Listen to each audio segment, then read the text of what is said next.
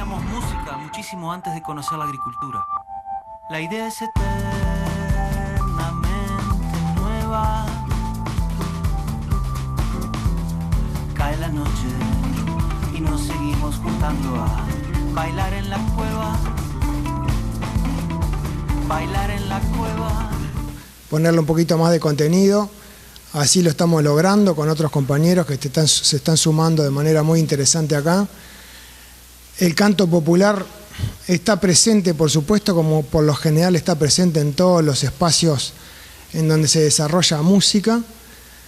Y bueno, Mauricio nos trae a Hamid, a Fraiventos, muy activo, por lo que para nosotros es un gusto que sea Hamid que haya elegido también Fraiventos para contarnos un poco de dónde nace, de sus raíces, de cómo se desarrolla el canto popular en el Uruguay, ¿verdad? Que tiene sus raíces por allá, por sus orígenes con la banda oriental, y que ha mutado y que va cambiando y que va a medida que pasa el tiempo y cada uno le va dando su toque, ¿verdad?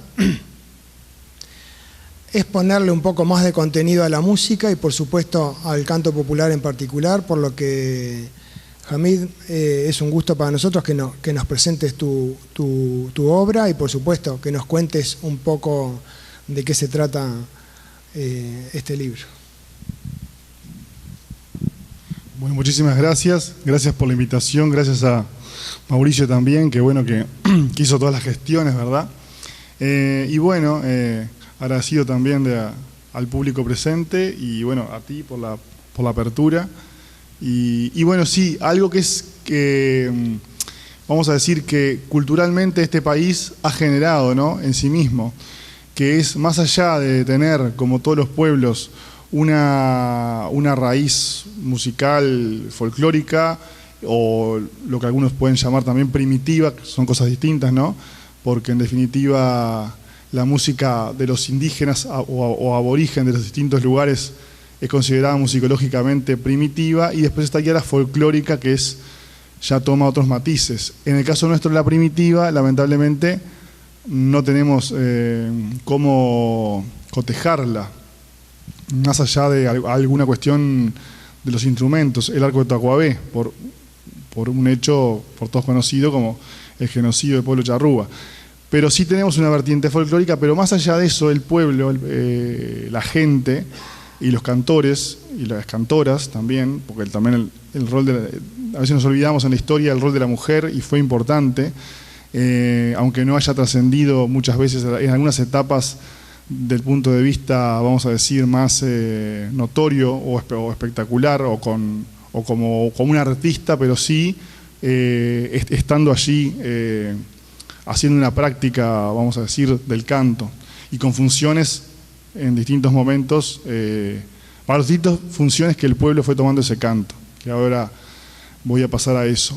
Entonces, bueno, nosotros contamos hoy por hoy, podemos decir, más allá de que el canto popular siempre se refiere o remite a una etapa histórica del Uruguay que es en el siglo XX y en la década del 70, ¿no? Como respuesta a la dictadura, como un fenómeno de resistencia cultural, de resistencia popular. Es así, por supuesto, ese es el canto popular uruguayo que se dice así, con mayúsculas, por decirlo así, ¿no?, que se abrevia CPU. Pero también está el canto popular con minúsculas, es decir, nosotros un poco tratamos de reflejar eso, el canto popular como canto del pueblo, simplemente. Desde la época de, como decía Rodolfo, de la banda oriental, como un canto que era del pueblo y que fue mutando, es dinámico, se fue configurando según los elementos que tenía en el medio para conformarse. Entonces, en ese sentido tratamos de en estas 600 páginas, 600 y pico de páginas, reflejar todo ese proceso.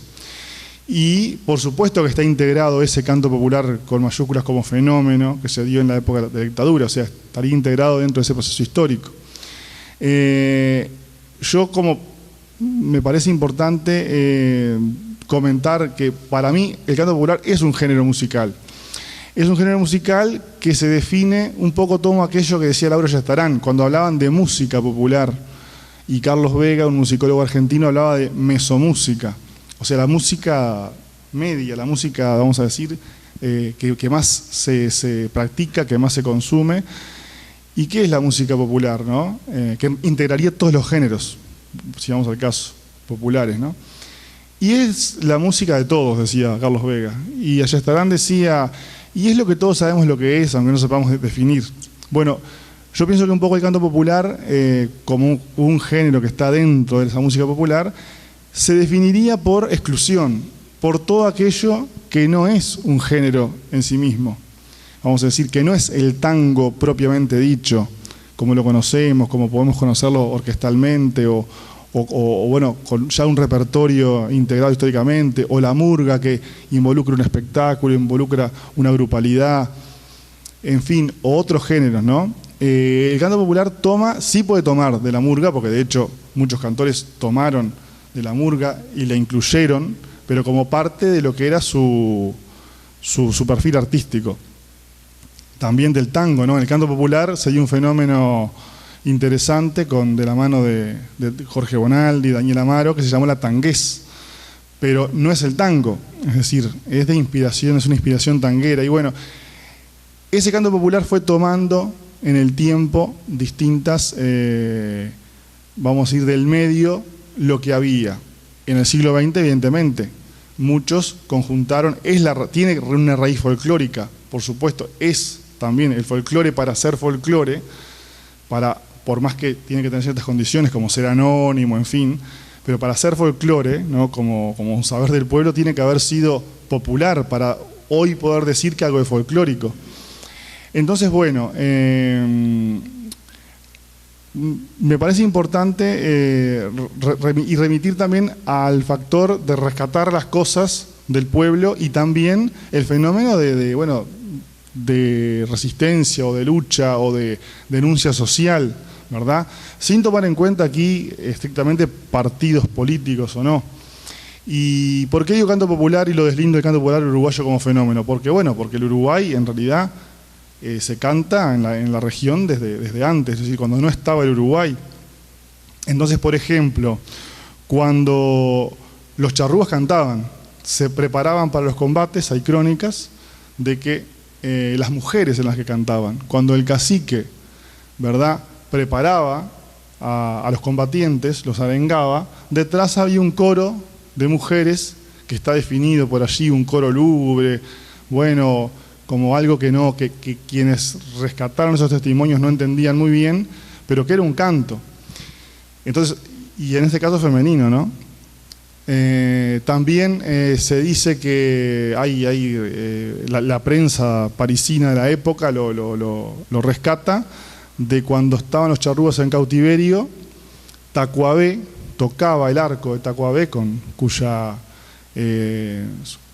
caja de resonancia era su boca, y Guyunusa cantaba, ¿no? Quiere decir que esto del fenómeno está presente. Y después también, en el caso de charrúas para prepararse para los combates, o cuando las invasiones inglesas en 1806 y 1807, también se cantaba, es decir, allí estuvo presente el canto, y ahí no estaba el Uruguay como todavía, ¿no? Es decir, se estaba peleando para defender a España, si vamos al caso. Entonces, bueno, desde siempre ha estado el canto presente, incluso hasta como un arma, en algunos casos, ¿no? Como un arma en sí misma, con esa función. Durante el sitio de Montevideo, entre 1812 y 1814, por ejemplo, se popularizaron los cielitos, los famosos cielitos de Bartolomé Hidalgo, ¿verdad? Poeta que, bueno, Bailar en la cueva, bailar en la cueva.